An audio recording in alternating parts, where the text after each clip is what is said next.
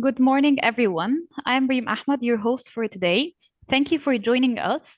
But before we get started, I would like to inform you about the courses that the Teachers Training Center offers. We have various courses about Delta, CELTA, and their preparation courses. We have also TKT courses, regular webinars, and professional development events. If you would like to know more information, scan our QR code that I will send on the chat box.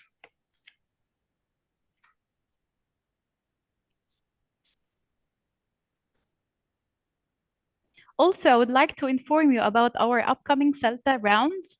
We will be having a part-time face-to-face course on 13th of April. Also, we'll have a part-time online course on 19th of April. If you would like to know more details, join our WhatsApp group. I will send its link on the chat.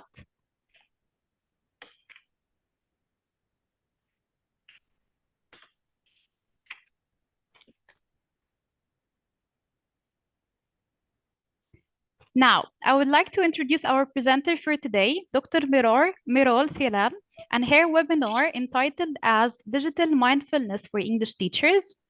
Dr. Mirol is a faculty member of Anadolu and University Faculty of Education, Department of English Language Teaching. She completed her PhD in ELT in 2014. She completed mindfulness-based stress reduction (MBSR) training in 2019. In 2021, she received mindfulness-based cognitive therapy (MBCT)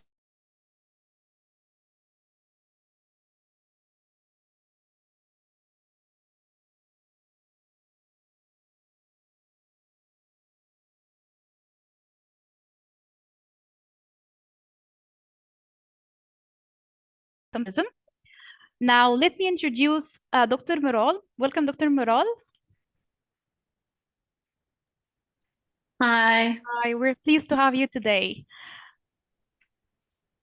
Now, the floor is yours. Thank you very much also for the nice introduction. I also welcome all of you to the session. I hope we enjoy it all together. As it's said, I'm from Anadolu University from Turkey. I'm teaching English, how to teach English. I'm a teacher trainer. Am I also interested in mindfulness?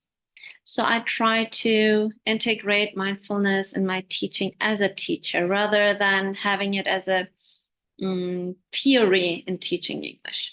Because I believe if we can reach the students or the parents or the administration or our colleagues, I think everything can go better.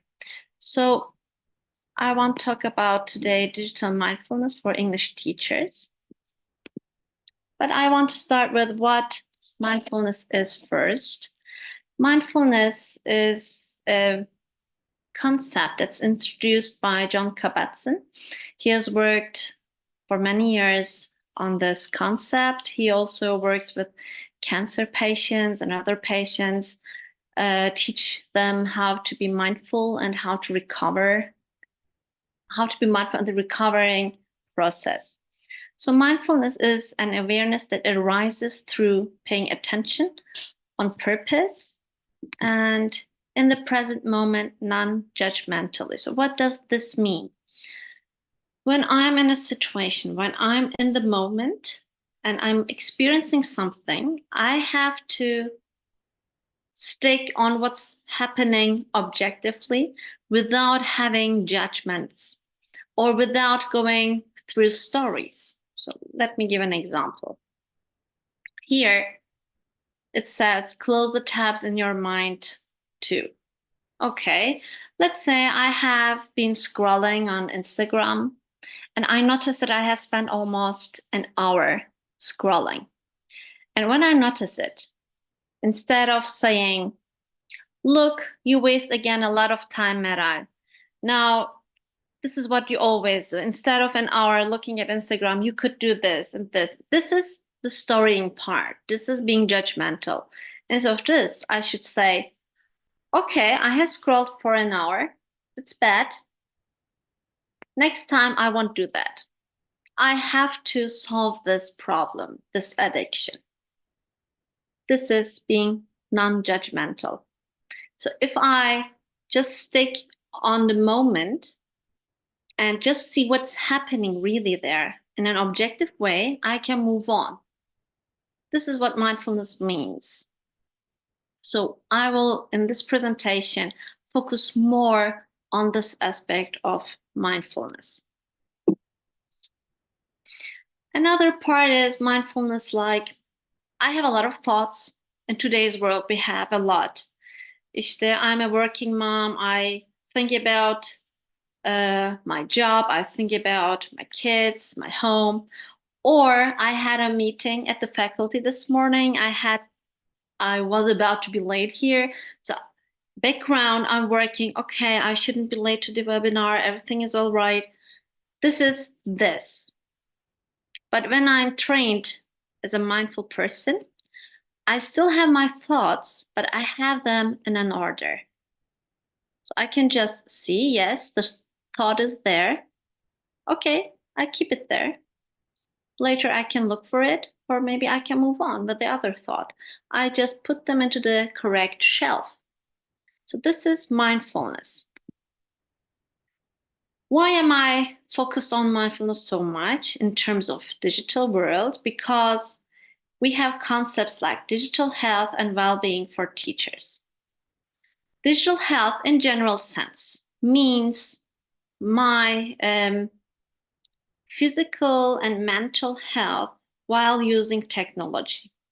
Mental health, like the one, I'll give an example in a minute. So this is not being focused too much, not to be addicted, not to waste time on internet or on the digital tools. And while using it, I have to use in a way that my body doesn't ache. How my feet should be on the ground, actually, the right position. I should sit straight and work like this instead of lying or just sitting or having my shoulders not stretched. This is the part that hurts. That's also my digital health. And well-being, digital well-being, this is also about how I receive my digital reaction or habits as a person. So why are these important for teachers in general? Because we are working with people, with human beings. If I'm not well, if I'm not healthy, I cannot teach in a healthy way. If I am stressed, if I have anxiety, let's talk about the affective filter. It also prevents my teaching. I can be hectic in the classroom. I may not communicate in a proper way with my students or with my colleagues or other people at school. I have to be healthy mentally and physically so that I can be helpful to my students. And why digital health? Because we are in a digital era. Here, we talk about what we have come through in all those years. So it was very easy when we were hunter and gatherers. Just we were hunting, we were looking for shelter, just that. And then we had the agricultural revolution. Now we were more concerned with the soil and how to raise things to eat. And now we had industrial, and this is the last version that we have become. Here, everything is online. Everything is on the mobile, and it's always with us. We can't live with without the mobile phones anymore. So this is why we should be aware of our digital health and digital mindfulness, because it causes stress. I'm with my phone, so I'm more reachable. The parents can reach me, the administration can reach me. My colleagues can ask questions about how to hold meetings on WhatsApp. Or from the other side aspect, when we think, I'm teaching in a classroom, they are digital natives. I have to integrate technology to have the same language in the classroom. That also stresses me because I'm not a digital native. I was not born into this. I'm trying to learn this. So I remember my own experience when the epidemic broke out. I tried to learn how to use Zoom. I had to learn what learning management system means, and it was quite a lot that time. So this all causes me digital stress. This is why teachers need this a lot. So then, what is digital mindfulness? Sorry for the spelling mistake. Digital mindfulness, all the stress we have, that's caused by the digital beings, the tools, and we have while teaching. Digital mindfulness is how I can regulate my relationship with technology. So most of the time, I'm with the technology. I'm using it. I'm using it in my daily life. I'm using it in the classroom with my students, in person, and for teaching. So I have to be aware what I think about it, how I feel about it. How do I feel about having so much technology in my life, or how much time I spend on? So I should look at my feelings, and I should regulate my relationship with those digital tools.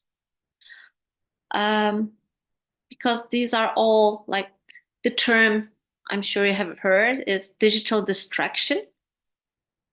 While I'm chatting, for example, with one of my friends, I just have the urge to look at my phone, just out of the blue.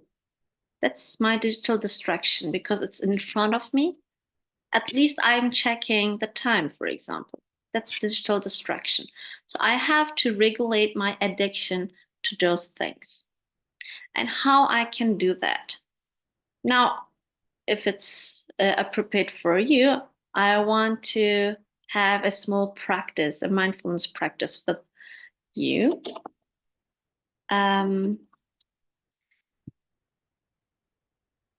If it's okay, can you take a piece of paper and pencil or pen? Or maybe if you're on the laptop, maybe you can write. Just open a blank Word, please. We will need it. So I'll give you some time to prepare those things, maybe 30 seconds.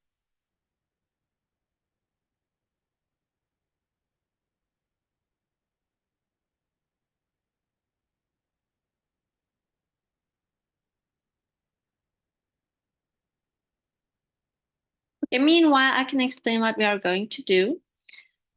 I will give some instructions, and following the instructions, you are going to take some notes on the paper or on the screen you have in front of you. The instructions will be about your feelings and thoughts that come up in your body and in your brain. For example, I'm here. How am I feeling? I'm a little bit excited and nervous altogether. I'm happy to be here, but I really want to be beneficial here. So that caused a little bit of stress of me. And how do I understand it? Well, my heart beats a lot. It's very fast now. My shoulders are a little bit tense. So I just take them as note. So you will do the same. Look at the feelings, your body, and the thoughts that come up, and just take notes. And if you're ready, at least some of you, can you just send me some kind of reaction so I can start with the instructions in the chat box, or you can use the emoji part. Maybe a thumb, maybe.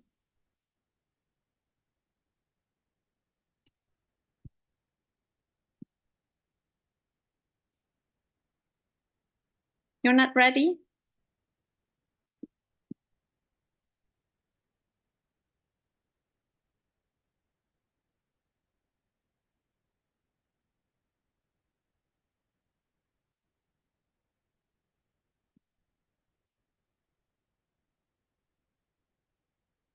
Okay, thank you. Thank you, Yas.